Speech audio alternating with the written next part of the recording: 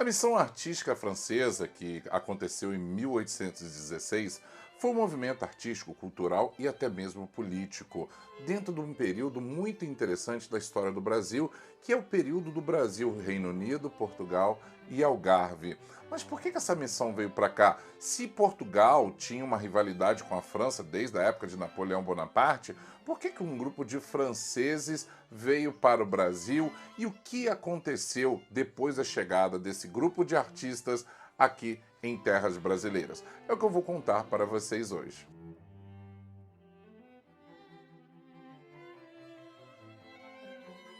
Olá, amigos, tudo bem com vocês? Sejam bem-vindos ao canal Doutor História. Eu sou o Antônio Carlos, historiador, pesquisador e um amante da história. E aqui nós falamos sobre história e muito mais. Hoje nós vamos falar sobre a Missão Artística Francesa, esse importante movimento que aconteceu a partir de 1816 e que ajudou a moldar características muito importantes para o Brasil. Se você já é inscrito no canal, nosso muito obrigado. Se você ainda não é inscrito, inscreva-se no nosso canal. Isso nos ajuda muito, tá bom? Para nós falarmos sobre a Missão Artística Francesa, precisamos dar um contexto geral de como estava o mundo e o Brasil naquele momento. Desde 1808, Dom João chegou no Brasil com a família real. Ele e sua mãe, a Dona Maria I, a rainha de Portugal, vieram para cá numa viagem muito conturbada, que eu já falei para vocês em outros vídeos que eles não vieram fugidos.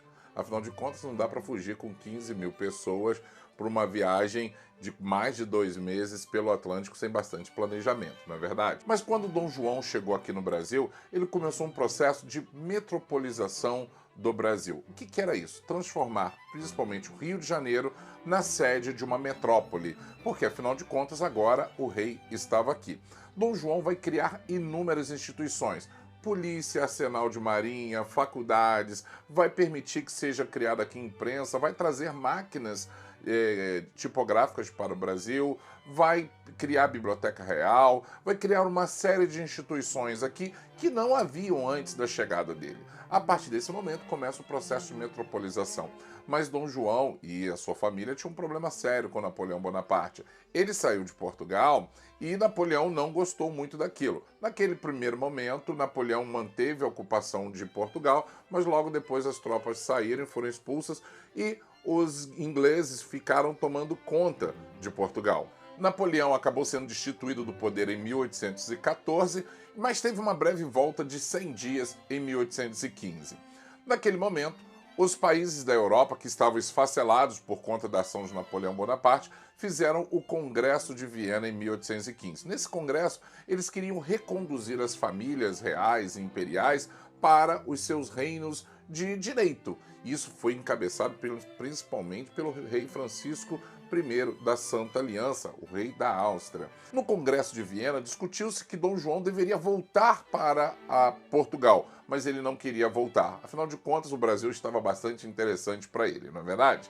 Então, Dom João, para resolver essa questão, porque não podia um rei ficar morando em uma colônia, ele eleva o Brasil à categoria de Reino Unido, transformando assim o Reino Unido de Portugal, Brasil e Algarve. Aqui no Brasil, Dom João tinha um super-ministro, Antônio Araújo Azevedo, o Conde da Barca.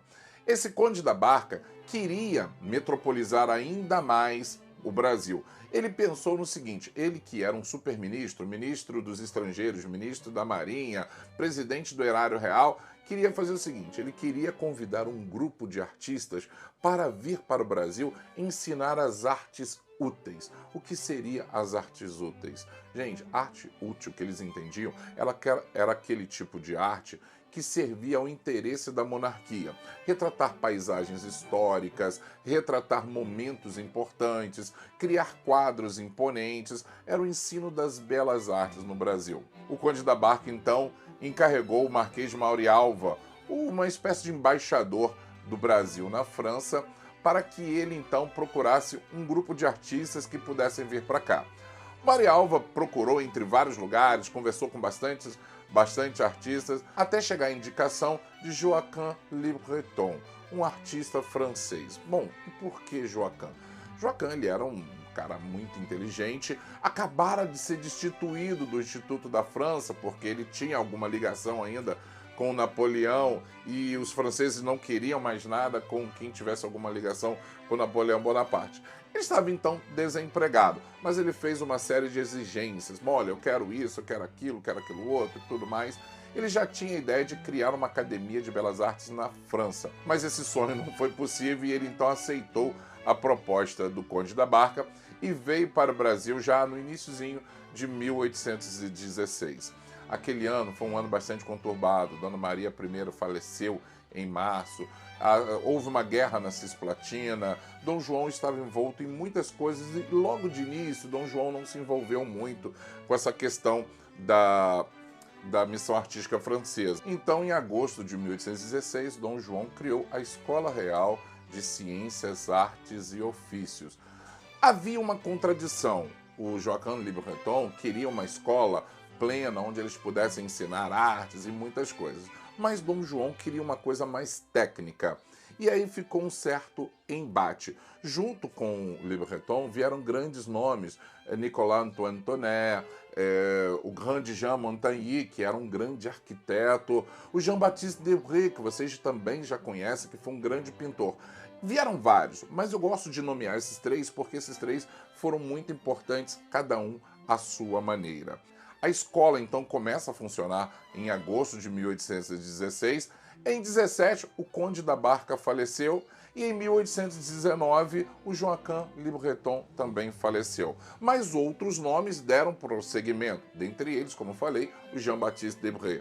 E qual foi a importância desse grupo? Eles trouxeram para o Brasil o classicismo. Qual a importância desse estilo para o Brasil? Eles trouxeram para cá uma série de novas técnicas, sobretudo técnicas acadêmicas. Por exemplo, pintar retratos de aparatos, pintar as paisagens do país, fazer pinturas históricas. Você já deve ter visto vários quadros, dentre eles de Independência ou Morte, o quadro vários quadros de Dom Pedro, o quadro da Proclamação da República, o de Tiradentes. Todos esses quadros são pinturas históricas de ex-alunos da Escola Real de Belas Artes. Aliás, essa escola teve o seu nome mudado já em 1826 para Imperial Academia de Belas Artes e que funcionou muito bem. Mas eu quero falar de dois nomes importantes. Primeiro, o Jean-Baptiste Debré.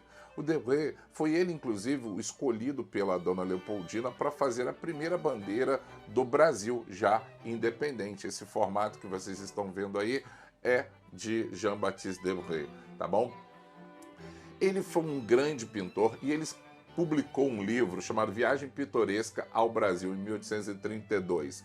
Aqui ele viu tanta coisa, mas ele viu tantas cenas que ele não conseguia pintar com óleo. O que ele fazia? Pintava com aquarela, porque era muito mais rápido. E é graças a ele e a outros grandes artistas que nós conhecemos um pouco do cotidiano, de como que era o Brasil já no século XIX.